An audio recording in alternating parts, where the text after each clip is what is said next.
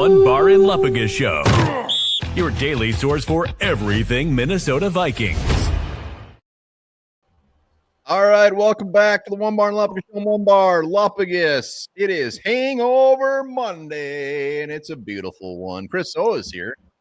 Chris O is going to be here. He loves him so much. Why wouldn't he? Vikings 3-2 entering the bye. Time for this team to get healthy. Coming off a big win in London. Just to be clear, I think Chris O is the only person here. All right. Well, we'll let a few more trickle. Now they're trickling in. Dr. Child and Megan G's here. Yeah, grab a nice sandwich on rye. I'm sure it's some of your lunch periods. So we're glad you're joining us. But grab your lunch. We'll wait a couple minutes, let people trickle in. Here we go. Jelly Monster getting your lunch tickets for the week at school. And then with the Johnny, they're like pink. Put your name on the back. Show them in your desk. I do. Yeah. Damn ticket. I was always scared I'd lose that ticket and not get lunch. No, it's horrifying. Lord Duncan is here. Lord Duncan, been a while, man. SSP Lake Herald, one of my favorite bodies of water. Yeah, great fish in Lake Herald. Will needs the suit. Yeah, we'll be talking about Will. We weren't being very nice to him yesterday. It turns out there's a lot to talk about in that. Duncan's still hungover. That's a rookie move, nap. Lord Duncan. Should be drinking already again. During the game last night. You what? Had a nice nap during the game last night. I had a nap at about 8:30, and it lasted till about 4 in the morning. It was great. Always wake up at 4? You just get up a little no, usually I it's like clockwork. I will wake up at about 4:40. No alarm needed. Just 4:40, up and at 'em. Yeah, I wake up every morning at 5 and have a real nice bowel movement. So yeah. That is wonderful. Koberg says yo. Koberg 01. I love seeing Diggs balling out last night. It's a bye week, but we're going to be busy beavers. Busy beavers all week. A lot of content coming at you. Saddle up. Oh, yeah. We love it. Saddle up. Week doesn't mean we go on bye. We're not going bye. There's no bye for us. There's no bye. Some people might want to say bye-bye to us, but some people have. A lot of people have. Some people have. So how are we feeling? How are we feeling after the big win in London? Everybody's feeling good? Or feeling bad? Are you upset? Are you feeling great? Bye's coming up. How are we feeling? Purple Golden Bars. How are we feeling? Comments. 3-2. Just beat a very good 1 and whatever the hell they are. 4 squad. Yeah, we did. Same as before the game. Confident. Good word. Adriano, love this team too much to ever give up. That's the spark to turn this season around, baby. Skull. Relief. Yeah. That's a good one. Yeah, that is a good one. Dusty Ray. A win is a win, and I'm entered for a jersey. We gotta. To be fair, we haven't really said what the giveaway is. It might be a jersey. It might be the shirt I'm wearing. You don't know. You're entered for something, man. You're entered for something. Thank you, Dusty Ray. Wow, Dusty Ray. Once again, Chris O was the big winner last month, and I know he's here. I feel like healing is our magic dust. Scurzy 44. Yeah, I mean, great time to get healed up here this bye week. Everybody says, bye always comes at the right time, and it seems like it's coming at the right time for the Vikings right now. Get some guys some extra rest and come back a little bit healthier.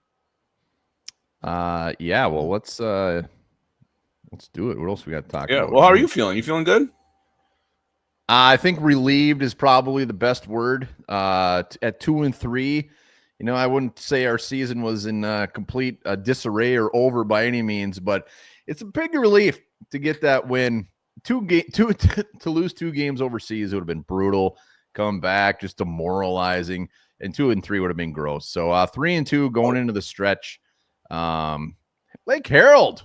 Wow, thank you, sir. Lake Herald. Appreciate it. Yeah, relieved and feeling good. Very good. Couldn't feel any better. Yeah, again, I like the way this game was won. We overcame 2 turnovers. We'll talk about here in a minute, a missed field goal, and we came back. And the team could have caved. And they had this, patchwork O-line. So this was a gritty win for the Vikings. You keep saying that, but this was, I don't know. I mean, it's the Browns, but This is the kind of win that can give you some confidence and turn your season around.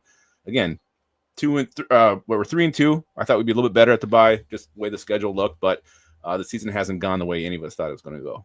Well, even 3-2 or 4-1, like I mean, we're right in the thick of it. Right in the thick of it. And this ratty ass offensive line that went out there and played their butts off yesterday, everyone else should look at that on this team and be like, you know what, our run defense sucks. Look what these guys did. Should fire their asses up. Absolutely. Hey, Wimbar, guess what? What?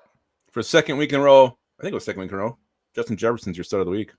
I ordered the trophy. It's ordered. That is 2 weeks in a row. Justin Jefferson, that's got to bring him up to like 8 of these damn trophies we sent him. He's going to just tell us to stop sending them pretty soon. I don't care. He can say whatever he wants. We will continue to send him, and he can throw them away. All right, let's jump into some overreactions. And I think the first one, we just got to start apologizing. We got to apologize to Will Riker. We were very mean to him. He had the penalty.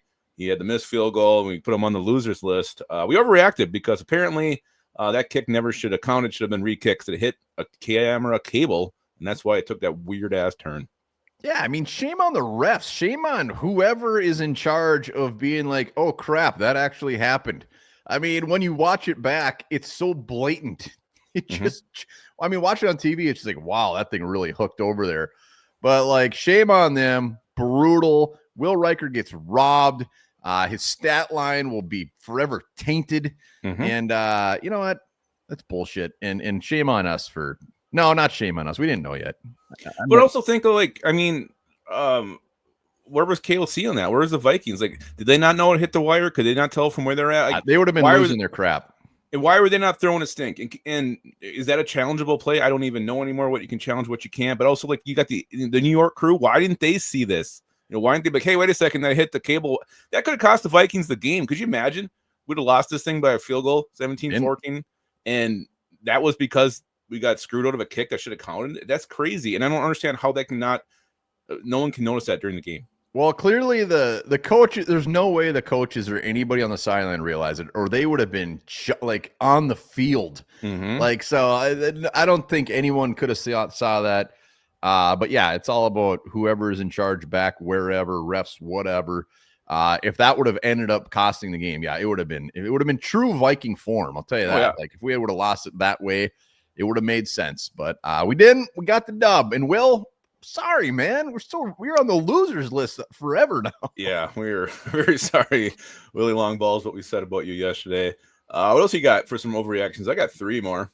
The Jordan Mason fumble. Again, not overly kind about him coughing that puppy up. But Jordan Mason doesn't fumble. So there's no concern there. I was a little riled up, but I look back at his stats, his career fumbles, his career touches. He's got a 1.5% as far as the chance of him fumbling when he touches the ball. And that is like, when you look at where they should be and what is considered like excellent, that is right there. Jordan Mason does not fumble. So there is no concerns about that. So Xavier Scott's a different case. He's probably about 50% based off how many touches he's got. But Jordan Mason, zero concerns about having slippery fingers. Well, it is 2 weeks in a row. He had the one last week that was saved because of a foot out of bounds touching it. So, yeah, but that's not a fumble. It's two in a row, though. That's not a fumble, though. Well, it technically wasn't, but it came out of his hands. Well, I'm talking about like technical fumbles. You could call like receptions that they drop out of bounds a drop, but it's not a drop. I'm talking straight up fumbles. It did come out of his hands. So, it wasn't a fumble. Okay. All right. Again, I'm seeing some of this out there about Carson Wentz, being the starter when JJ's healthy. And let's not forget this. And I'm very happy with his fourth quarter performance. He pulled this thing out. He became a man in the fourth quarter, but he wasn't very good the majority of the game. He was throwing the ball high. He held the ball too long a couple times as well. So Wentz did heat up like a veteran should do and led this team to a win. But let's cool the damn talk with him taking over the starting job. Yeah, I don't. I've lucked out. I haven't seen much of that. So if you are seeing that, that is absolutely an overreaction. But yeah, that seemed to have cooled off quite a bit, at least on my feed after last week. So yeah, I don't think there's any way in hell that ever happens, and it shouldn't happen, and it won't happen. So everyone's just gonna have to deal with that. We got you another one. I got one more here. No, I mean, I was really trying to find overreactions. Everything I was reacting to, whether good or bad, I feel was pretty fair. All right, I got an overreaction. Our upcoming schedule is absolutely brutal. Let's just look at this thing. The Philadelphia Eagles just lost to Denver Broncos. The Chargers just lost to Washington, and they kind of got rolled by Washington. The Ravens are an absolute mess right now. The Lions are still very good. So the schedule that we thought, the stretch here, that's so hard, so difficult, there's winnable games here, and it's not as tough as we initially thought. No, I mean, I still think they're good teams. Like Denver is a very good team, and I think like if they can get 2-2 out of the next 4 games, that's beautiful. It'd be what, 5-4. So if they can go 5-4 out of that stretch, they're still going to be right in the middle of things, and it's very, very doable. Very doable. You got to look at the matchups though too. I mean, you look at the Ravens. Like Lamar is going to be a disaster against us. Like as far as we can't even stop running backs, alone him. So all of them still scare me. Yeah, I mean the Ravens have half their team injured, so we don't know if they're going to be healthy by the time we face them or not. And the Chargers one, that is a Thursday night going out west. That's never easy. I don't care if you're a better team or not. That's not easy to do. So yeah, it's still tough. But these teams aren't like, when we first looked at it, like, oh my God, we're going to lose all 4 of those games. We have to go 5-0, but we don't have to anymore. This one, I'm not saying this is my overreaction. I'm just wondering if we should cool our jets a little bit. Tell me if I'm right or wrong, but everybody's raving. Blake Brandel should be our starting center. Should we see more? Should we see more of this before we start crowning him, or are we overreacting to something that positive, happened yesterday? No, because we've already seen more of Michael Juergens. That's the issue. I don't think anybody thinks Blake Brandel is all pro by any means, but Michael Juergens is an absolute disaster. So that's why I think everyone's just like, do it. Like, okay. That's why. That's my. I'm just wondering if we're gonna have our hearts broken. Like in a week or two, he's gonna come in. He's just gonna suck. I'm like, oh God, what were we thinking? Yeah, I mean, he probably will come back to life a little bit. I mean, look at his PFF score. I mean, it was not great, but like, it's just I think expectations were so low for him that he played probably just decent, and we were just ecstatic because Michael Juergens was not decent. So it was an improvement. I would love him to be our starting center. And if it doesn't work, so be it. You gave it a shot. They tried opposed to saying, here you go. Go out there and play like balls. I wonder if we should just cool it a little bit. Let's go to some underreactions. And I see some love for CJ Ham right here, which would kind of be an underreaction. We never really talked about him coming back and what they meant for this offense. But it was nice having him out there. It was. My underreaction number one is we did not talk about Ryan. That was my number one too. That was my number one too. The dude goes out there and breaks the Vikings record for longest punt, just beats the living piss out of that thing, burying him, and we didn't even give him any love. Didn't talk about it at all. That was shame on us. We screwed up with both special teamers yesterday. Ryan Wright. Even despite the big long one, he was booting the hell out of the ball. Yeah, we definitely did not give him the praise he deserved for his performance yesterday. Yeah, I think we were so focused on the fact that we got that win at the end of the game, the offensive line, everything else. Ryan Wright just fell through the cracks, but shame on us. I mean, what a boot. That thing sailed. It was game-changing. It was unbelievable. It just kept going. Good job, Ryan. I also thought we didn't maybe appreciate Jordan Addison's game enough yesterday. Not just the touchdown catch, but the one where he took a huge lick. It was a first down, held on to that thing. I know we shamed him for whatever he did that cost him the first quarter of this game being benched, but Jordan Addison was solid, and he was clutch late in this thing. I don't think we showered him with enough praise for his performance. Well, that's true. I don't. I'll never argue his talent. I actually, underreactions, I had Jordan Addison for the opposite reason. Is on Twitter this morning, whatever. Everyone's just like, "Hey, man, give this guy a break. He's 23 or whatever he is." Like you guys didn't do dumb shit. I mean, it was all over the place. Everybody just like kind of sticking up for him or defending him, and I think that's just BS, man. If this was his first thing he's ever done, like fine, whatever. Yeah, we're 23. He's in London. He stayed, or I don't even know how old he is. Is he 23? He stayed out, missed whatever. Blah blah blah. This is how many times has this been an issue? That's the issue for me. Like, that's why it makes it so. It's not that he missed walkthrough. It's that this is about the 5th thing he's done now, and some of them have been fairly serious. What was the first thing I can't remember. I don't even want to guess. I can't remember. If I get it wrong, it'd be bad. But it's I feel he had something his rookie year, did he not? And then he obviously had the the drinking thing and driving thing, and then it was the speeding. Wasn't he speeding to take care of his dog? Oh yeah, he's bringing his imaginary dog to. All I'm saying is Addison is fantastic on the field. Love the guy. Love what he brings to this team. But you can't stick up for it when it's been this many times, this many issues so early in his career. I mean, you can tell Justin Jefferson was annoyed. I mean, nobody wants to talk about this, but everybody seems to love him on the team when he scored. I mean, everyone was going crazy for the guy. They love him. It's just, I don't want to stick up for him.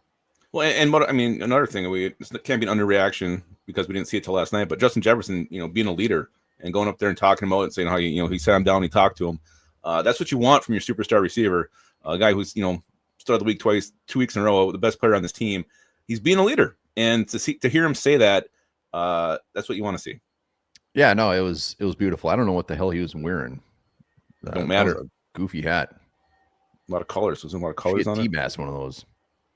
Yeah, and some chains. It was beautiful. I've never seen anything like that. It was wonderful. I want one. I got another underreaction. Kind of gonna go against. Well, not really go against your overreaction, but all I gotta say is Carson Wentz is he's a hell of a backup. That's where I want him to stay. But we haven't had a backup quarterback that has come in since when, where you can just feel like, you know what, this guy might actually win a game, and that's what he's done.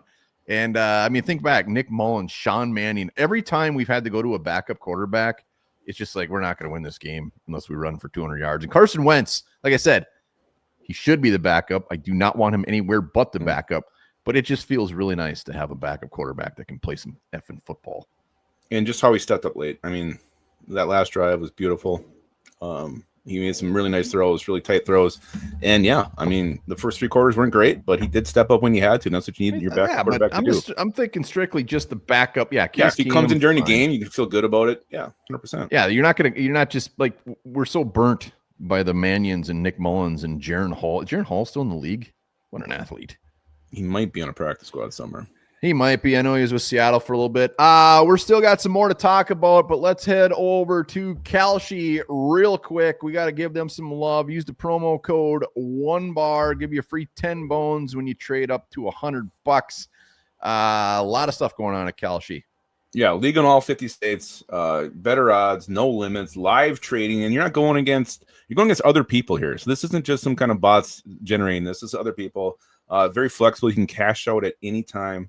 Pricing is absolutely transparent, and there's more than just the NFL. Look at that stuff up there: Trump agenda, culture war, bills, elections, all kinds of stuff. Oscars, Grammys, pop culture. Kalshi is fantastic. Did you you went on the Taylor Swift? Did you end up winning or not? No, but I have another one on Taylor Swift about the most streamed song. I feel like you're doing too many Taylor Swift things. You should stick to like. I'm a Swiftie. What else do you want me to do? Go with your heart. Go with your heart. So yeah, Vikings on a bye. This is a great chance to peruse the other squads. Maybe go against some of the other NFC North teams. But Kalshi, use the promo code 1BAR.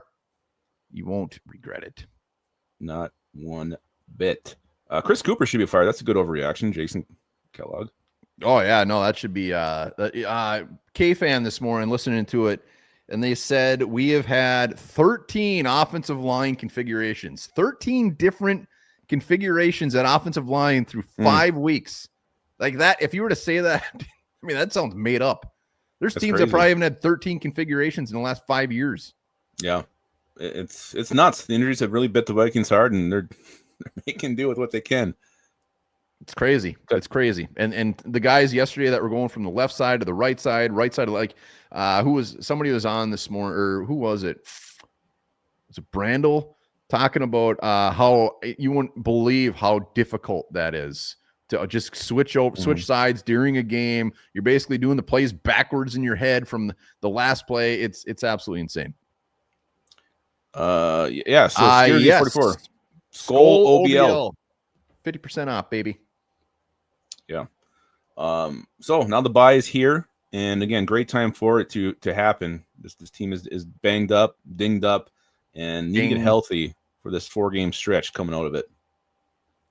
Yeah, no, we're like I said, we're gonna be doing some videos on maybe some moves the Vikings should make during this bye, some things we want to see come out of the bye, some of the biggest changes.